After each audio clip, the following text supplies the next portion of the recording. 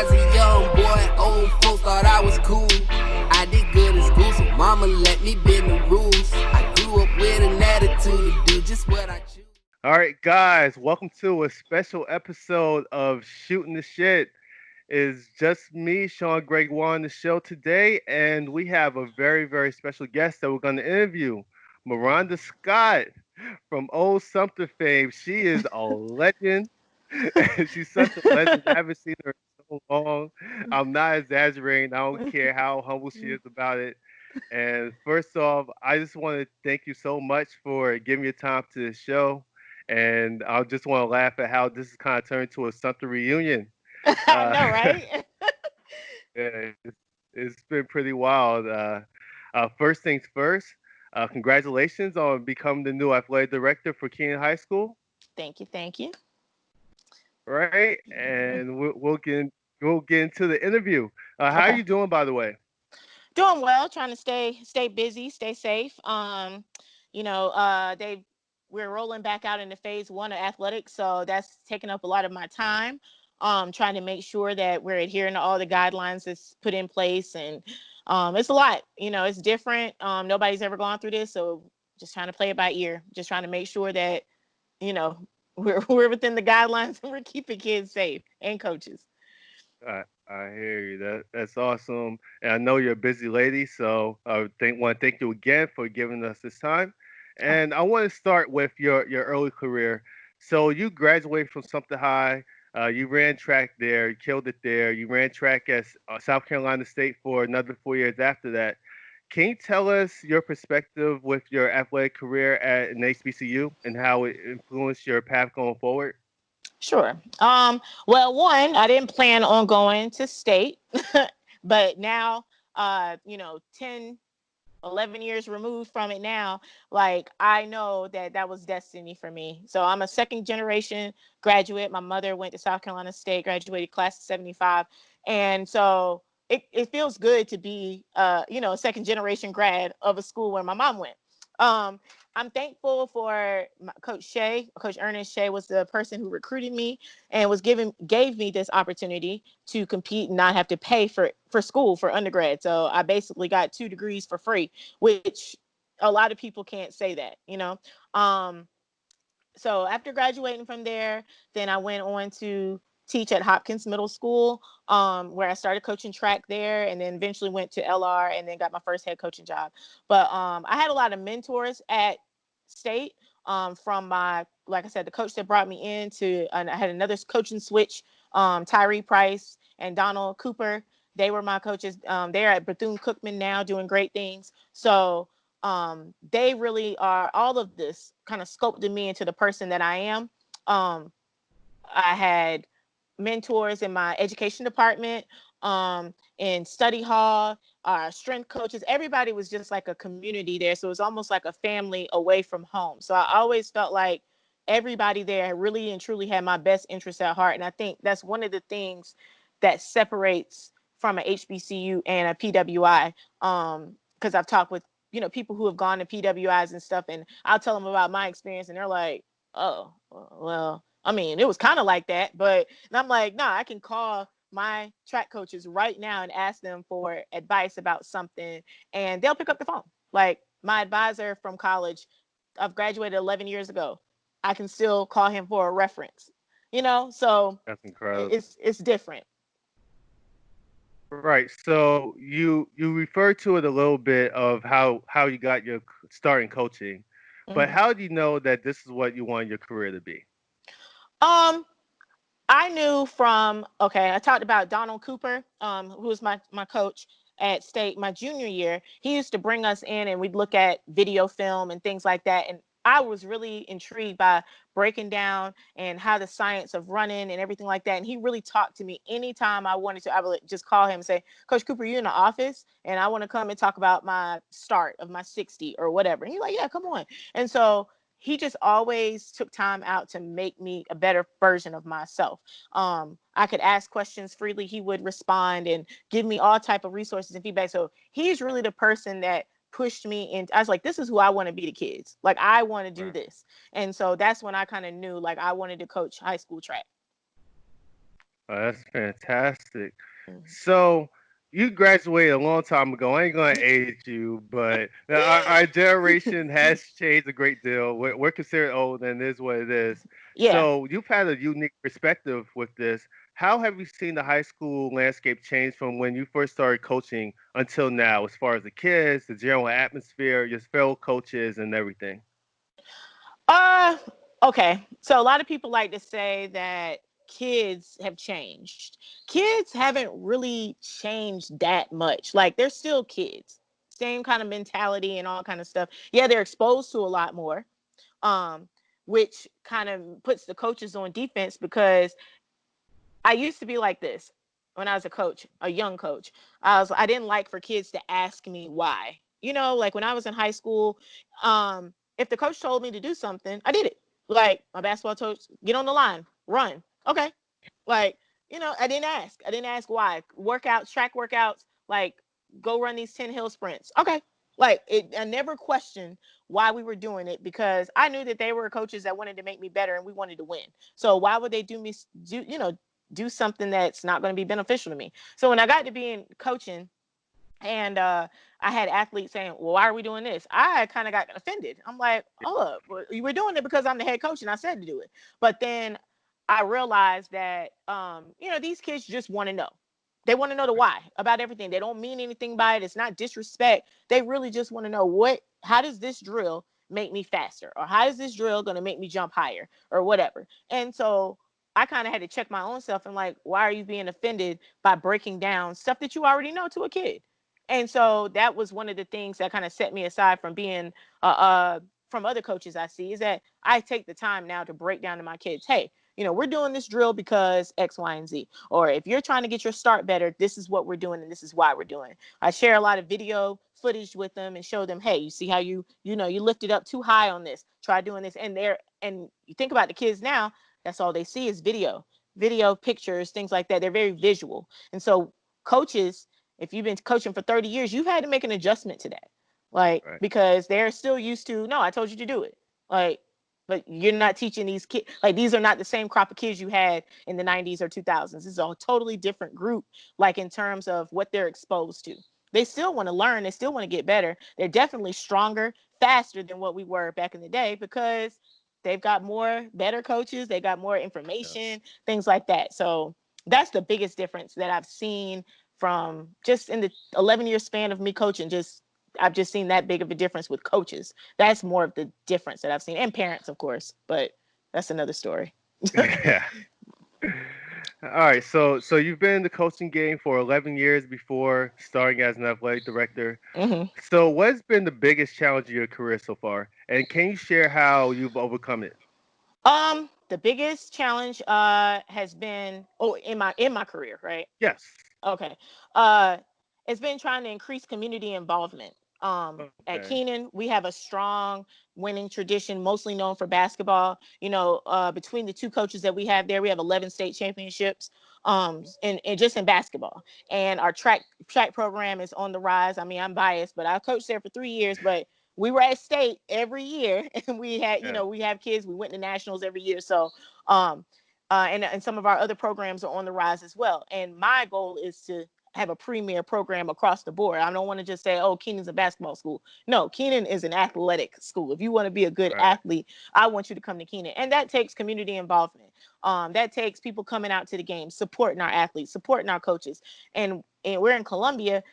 It's a lot of Keenan alumni that live in the area. I can't go in the mall. Well, I'm definitely not going in the mall now. But when it was everything was safe, and I went in the Yeah. mall, I would wear like a Keenan shirt, and people, oh my God, I went to Keenan too. I'm class of '95, and I'm like, I didn't go to Keenan, but I worked there, and it wasn't a time that I couldn't be out that I didn't run into a Keenan alum, and it started me thinking like, well, if I'm running into all these Keenan alums, why are they not coming to the game? Like, why are our games not as packed as they should be? So I tried to increase our social media presence because I know a lot of kids and a lot of parents, they have their phones all the time. So they're not going to go to the website to see the schedule. But if they see it on their Twitter page, like, oh, they have a Right. game tomorrow. Or I post some scores and things like that. Like I had people from all over, like, thank you so much. I'm a graduate of Keenan, but I live across seas, but I love to see what's going on. I'm glad to see my high school still doing well. So we have made strides in that, just becoming more of a presence in social media.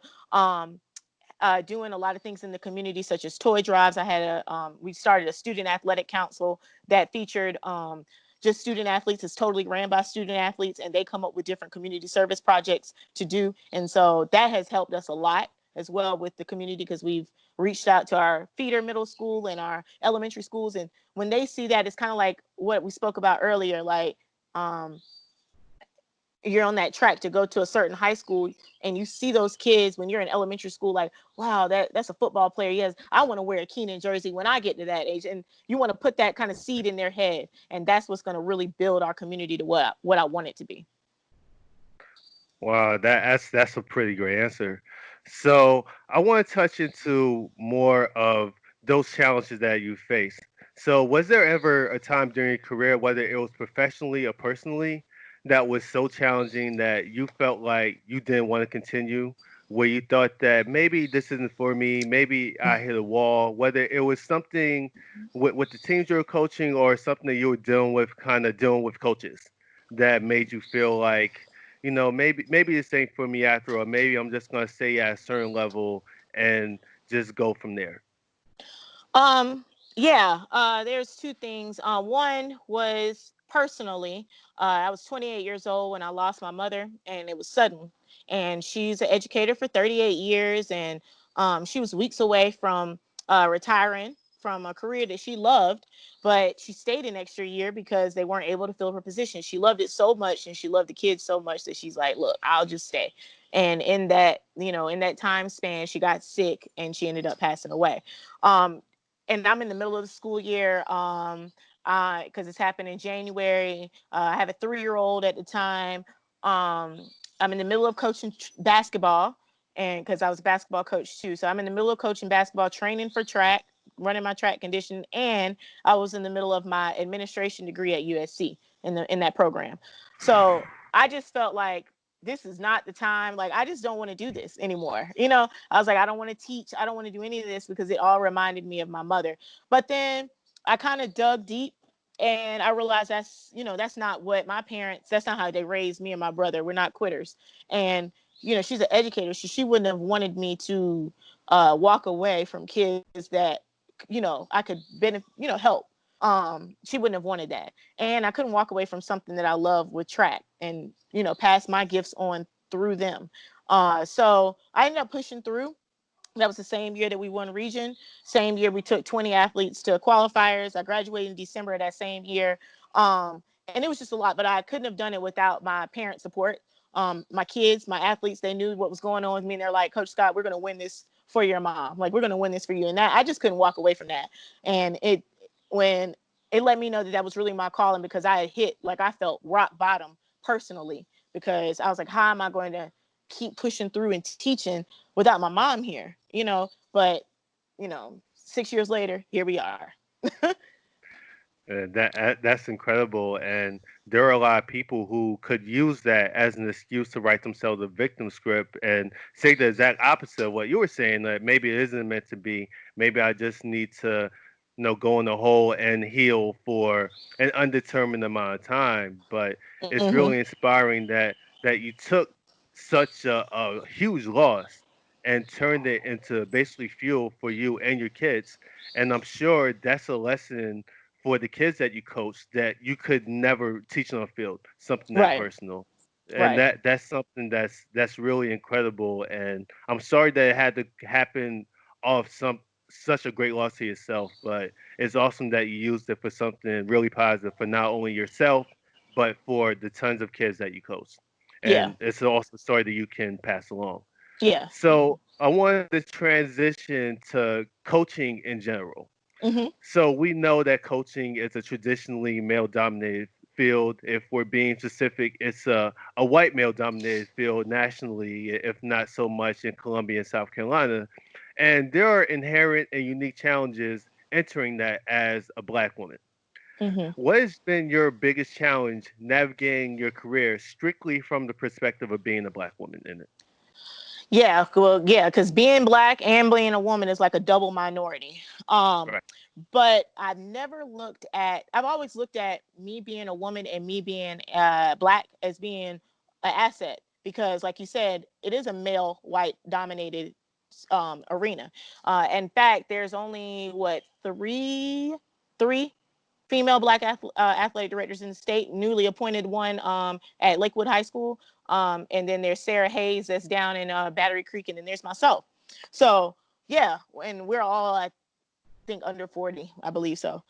So that's huge. And but for me, I walk into the room and I feel like I'm just as good as any one of these white males that's in here. I've done my research. I'm smart. I read, and when I don't know, I read. I ask people. I ask questions. So how I've always put myself out there is that I don't sink back. I always, when I take 10 clinics, I always raise my hand. I always give my perspective.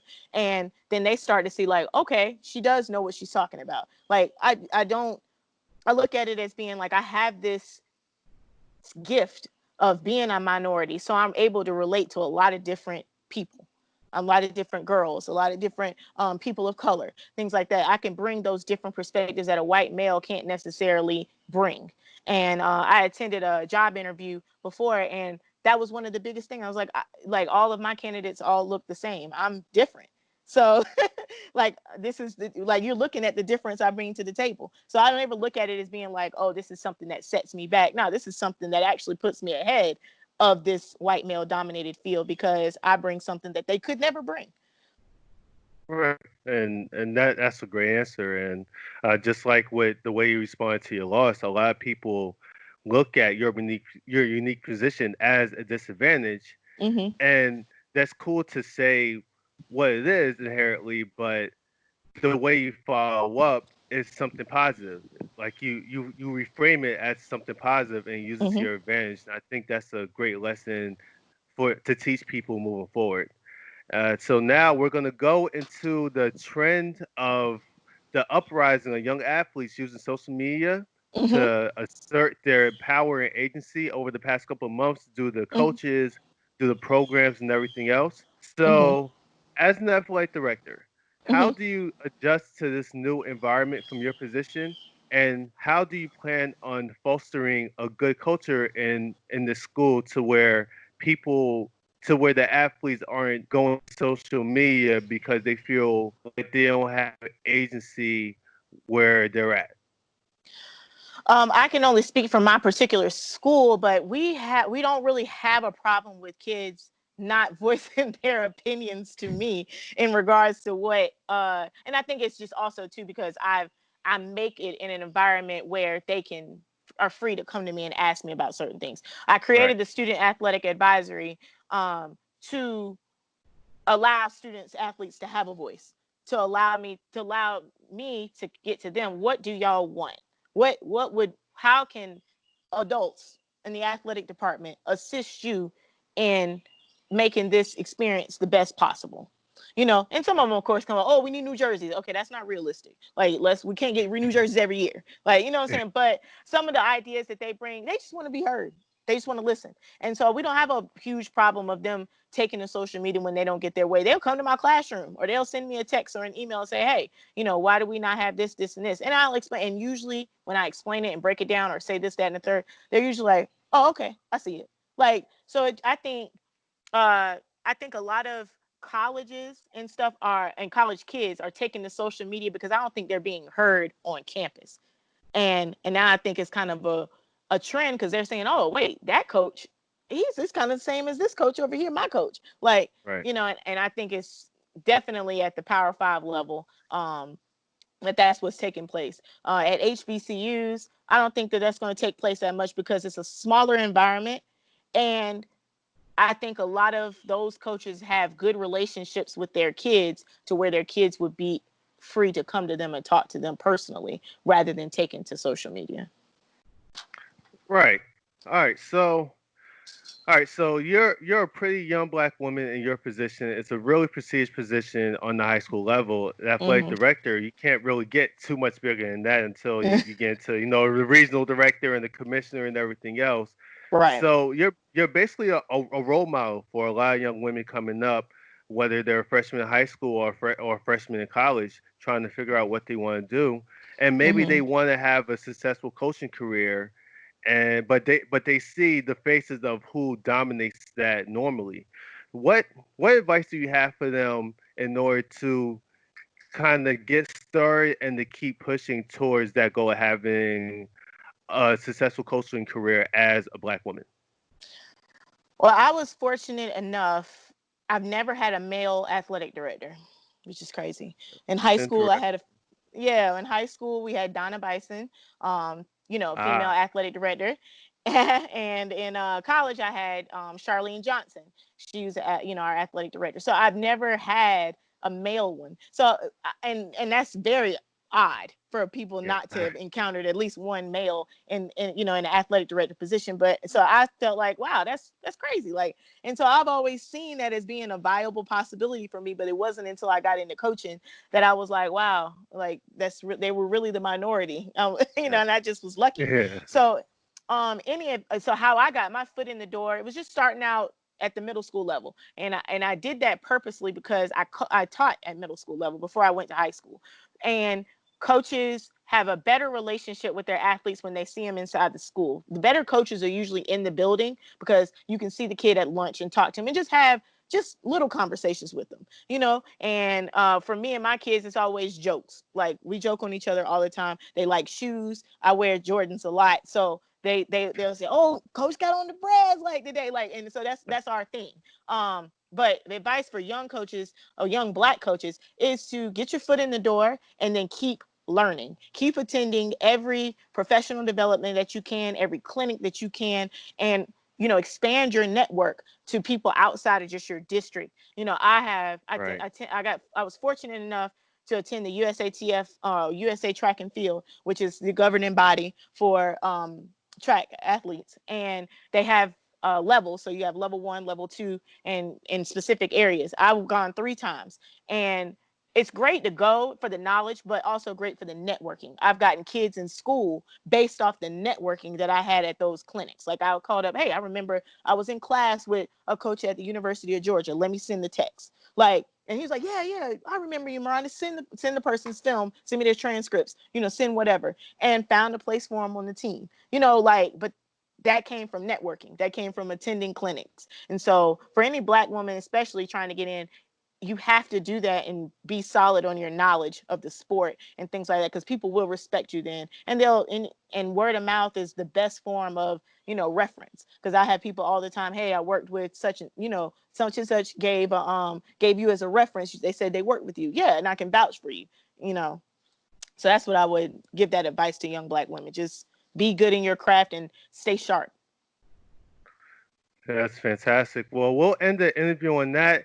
Once again, Miranda, thank you so much for joining us on Shooting the Shit, our humble podcast YouTube thing. Really appreciate you giving your time and your knowledge. It was really inspirational for me, and I'm sure it'll be inspirational for whoever else is trying to aspire to reach the levels that you've reached. So, once again, thank you so much. I hope you have a great day. I know you're busy, so please stay safe in this pandemic and these uncertain, interesting times. Interesting. Well, thank you so Interesting. much for having me. It's my first one, so I hope I did all right. Oh, you did fantastic. Don't trip, man. You're a true inspiration, not only to me, but I'm sure to a bunch of the kids that you coach, and you have a whole new generation of kids that you're going to reach now as an AD. So, good luck in the future, man. I hope to keep hearing good things for you. So, you take it easy, okay? All right, thanks. Of course, of course.